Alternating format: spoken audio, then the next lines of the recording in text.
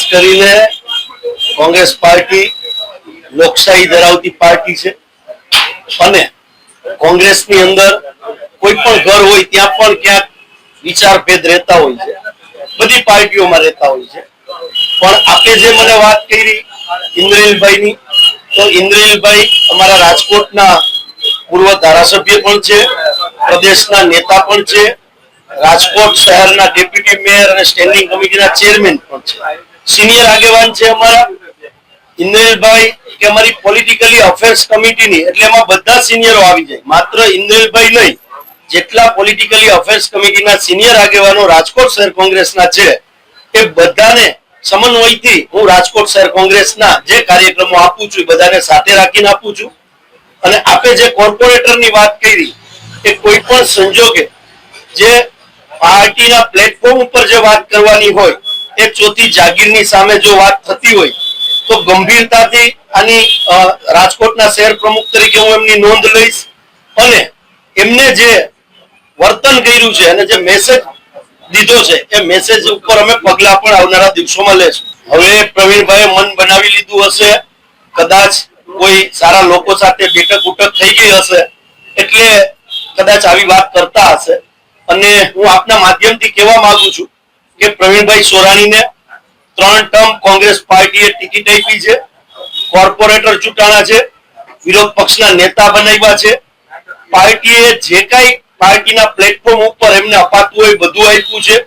વાત રહી એમના વિચારોની તો એ કદાચ ક્યાંક મિત્રો સાથે બેઠતા હશે અને આવી ચર્ચા એમને કરી હશે। આજના દિવસે હું આપના માધ્યમથી કહું છું કે ભારતીય જનતા પાર્ટીને રાજકોટ મહાનગરપાલિકાની અંદર જડબાતોડ અમે જવાબ આપશું।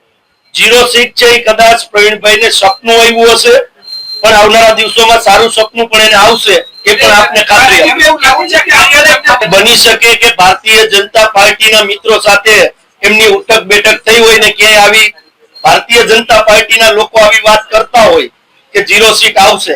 એક કોંગ્રેસી તરીકે કોઈ પણ કોંગ્રેસનો રાજકોટનો કાર્યકર હોય, સિનિયર આગેવાન હોય કે જુનિયર આગેવાન હોય, કોંગ્રેસ પાર્ટી ભારતીય જનતા પાર્ટીને જડબાતોડ જવાબ દેવા માટે તૈયાર છે અને આવનારી કોર્પોરેશનની અંદર બતાડશે કે પ્રવીણભાઈનું સપનું સાચું પડવાનું છે કે શહેર પ્રમુખનું સપનું સાચું પડવાનું છે। ભારતીય જનતા પાર્ટી આક્ષેપ કરે તો માની શકાય, કોંગ્રેસના અમારા કોર્પોરેટર છે, સન્માનીય છે પ્રવીણભાઈ, પણ પ્રવીણભાઈને એટલા માટે ખ્યાલ નહીં હોય કે પ્રવીણભાઈ પોતે કાર્યાલય નથી આવતા અને પાર્ટી પ્લેટફોર્મમાં જે પ્રદેશ કક્ષાએથી જે કાર્યક્રમો આવે છે, જે દિલ્હી કક્ષાએથી સંગઠન સૂજનના જે કાર્યક્રમો આવે છે, મેં પોતે એમને ફોન કરેલા છે, અમે પણ સંગઠન સૂજનના માધ્યમથી અમે એક મસ્ટર બનાવેલું છે જે અમારા પોલિટિકલી અફેર્સ કમિટીના સિનિયર લીડર એટલે કે પ્રવીણભાઈ પણ એમાં આવે છે, એમને પણ આમંત્રિત, ભાનુબેન સોરાણીને એમના પત્નીને પણ હું આમંત્રિત વ્યક્તિગત પ્રમુખ તરીકે મેં કર્યા છે, પણ આજ દિન સુધી એક મીટિંગમાં પણ હાજર નથી રહ્યા।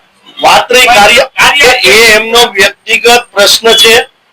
હું શહેર કોંગ્રેસના પ્રમુખ તરીકે આવ્યા પછી રાજકોટ શહેરના એક પણ કાર્યકરને જો આપને મીડિયાની ચોથી જાગીરને કોઈ એવું કહે તો આપ મને કહેજો। અને પ્રવીણભાઈ પણ વ્યક્તિગત મારું નહીં કહેતા હોય, વ્યક્તિગત વિચારભેદ હોઈ શકે એમને કોઈની સાથે, અને કાર્યાલયે બધા સિનિયર લીડરો આવે છે। હું તમને કહું કે સિનિયર આગેવાનો એટલા બધા આવે છે કે નાતાભાઈ ક્યારા, મહેશભાઈ રાજપૂત કરતા પણ અમારા સિનિયર આગેવાન છે, જે આજે હું યાદ કરીશ કે મનોહરસિંહ દાદા સાથે કામ કરેલું હતું અને શિક્ષણ સમિતિના ચેરમેન અમે બનાવેલા હતા। લાડાભાઈ બોરસદિયા જે અમારે 2000ની સાલમાં એક કોર્પોરેટર હતા એ પણ આવે છે। અખુબા રાઠોડ જે સિનિયર કોંગ્રેસી આગેવાન એ પણ આવે છે। વ્યક્તિગત ક્યાંય કોઈને એકાબીજાને કઈ વિચારભેદ હોય ન આવતા હોય તો એની કોઈ કોંગ્રેસ પાર્ટીને વ્યક્તિગત કોઈની પેઢી એટલા માટે નથી કારણ કે પાર્ટી છે એક વિચારોથી ચાલતી હોય છે। કોંગ્રેસ કાર્યાલય છે એ વ્યક્તિગત ઇન્દ્રેલભાઈ રાજ્યગુરુના કાર્યાલય નથી, કોંગ્રેસ પાર્ટીનું કાર્યાલય છે। ઇન્દ્રેલભાઈએ કોંગ્રેસ પાર્ટીને જગ્યા આપી છે કે આ જગ્યાથી કોંગ્રેસ પાર્ટીનું સંગઠન સારી રીતે ચાલે, એનો સારો ઉદ્દેશ છે। તો તમારે વ્યક્તિગત કોઈનું નામ લઈ અને કાર્યાલય સાથે, તો કાર્યાલય આવનારા દિવસોની અંદર જ્યારે આપના માધ્યમથી કહું છું કે કોંગ્રેસ પાર્ટી કાર્યાલય બનાવવાની છે તો આપના માધ્યમથી કહું છું કે આપ પ્રવીણભાઈને પૂછો કે કેટલો ફાળો આપશો। રાજકોટની અંદર 5 કરોડનું કાર્યાલય અમે શહેર જિલ્લામાં આવનારા દિવસોમાં લેવાના છે, તો આપ પ્રવીણભાઈ ફાળો લખાવો ને, પેલા શરૂઆત આપ કરો।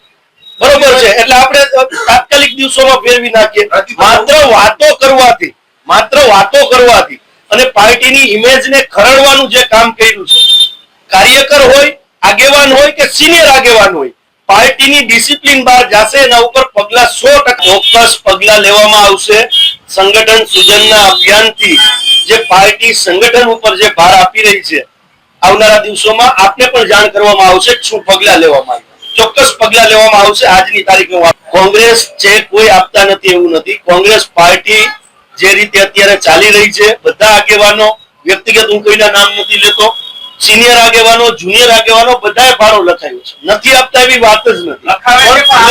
નહીં, પાર્ટી પ્લેટફોર્મ ઉપર જ વાત છે. જેમને લખાવ્યા છે કાર્યાલય બનાવવા માટે બધા આપવાના, કોઈ ના નથી પાડી.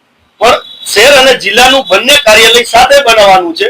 દિલ્હી અમારા હાઈકમાન્ડ અને ગુજરાત પ્રદેશ કોંગ્રેસના અમારા પ્રમુખ અમિતભાઈ ચાવડાની સાથે ચર્ચા કરી અને પછી અમે આગળ વધવા.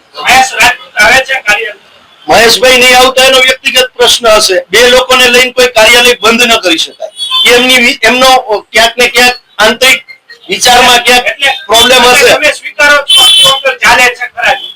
મેં આપને પહેલા જ કીધું કે કોઈ પણ પરિવાર હોય એમાં વિચાર ભેદ રહેતા હોય છે.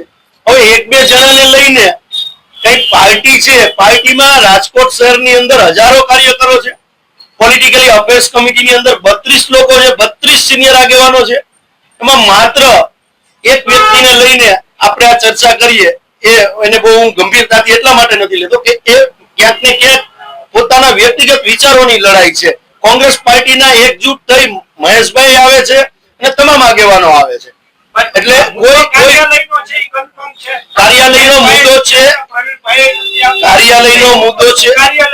કાર્યાલયનો મુદ્દો ખોટો છે. આપના માધ્યમથી કહું છું, સિનિયર આગેવાન હોય કે જુનિયર આગેવાન, પાર્ટીનું કાર્યાલય છે, કોઈ વ્યક્તિગત કોઈનું કાર્યાલય નથી, પંજાનું કાર્યાલય છે. ત્યાં અમારા પ્રદેશ પ્રમુખ અમિતભાઈ ચાવડા પણ આવતા હોય, સીએલપી લીડર તુષારભાઈ પણ આવતા હોય અને મુકુલ વાસનિકજીએ ત્યાં મીટિંગ કરી છે. હવે આ બે વ્યક્તિઓ તો નાના કહેવાય એ લોકો પાસે, ને હું પણ નાનો કહેવાય. જો અમારું શિસ્ત નેતૃત્વ એ કાર્યાલયમાં આવી અને મીટિંગ કરતું હોય તો બાકીના લોકોનો મારે જવાબ દેવાનો તમને આવતો એટલા માટે નથી કે મેં તમને કીધું એક વિચાર ભેદ હોય બની શકે.